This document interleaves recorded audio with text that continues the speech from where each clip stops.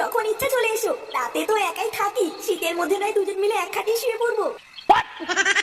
আরে হ্যাঁ বড়া, আমি তো ভুলেই গেছিলাম, বৌদি তো বলেছিল যখন খুশি চলে আসতে। না, মাঙিটা মনে হচ্ছে ঘুমিয়ে পড়েছে, এবার যাই হালকা করে একটু বৌদির কাছ থেকে ঘুরে আসি।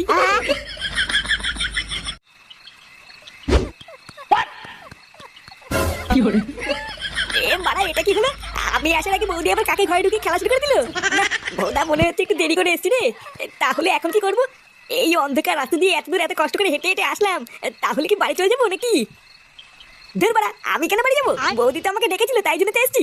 না, যাই গিয়ে বৌদিকে রাখি গিয়ে, তারপরে যে মালটা আছে ওটাকে বের করে দিয়ে আমি ঢুকবো।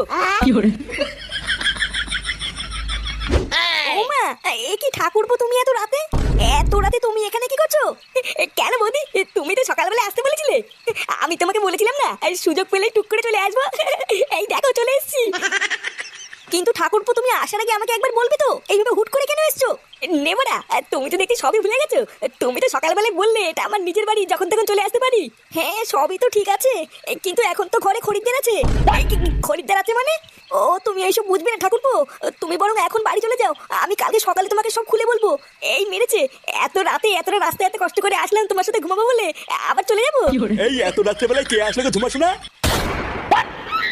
এ কি বাবা, তুমি এখানে কি করছো? এইসব কি বলছো? উনি তোমার বাবা কেন হতে যাবে? উনি তো আমার খরিদ্দার। খরিদ্দার মানে? ও, এবার আমি বুঝেছি, তাহলে তুমি রাত্রেবেলায় নাইট ডিউটির নাম করে এখানে আসো। এবার ভূতার বল, আমার কাছে সবকিছু পরিষ্কার হয়ে গেছে। তোমার মাজা ব্যথা কেন হয়েছিল? সারা ঢ্যামলা বাপ, তোমার এত বড় সাহস, তুমি এর সাথে লকপক করে আমার মাকে ধোকা দিচ্ছ। দাঁড়াও, ভূতার বল, আমি বাড়ি গিয়ে মাকে সব বলে তোমার গাড় ভাঙার ব্যবস্থা করছি।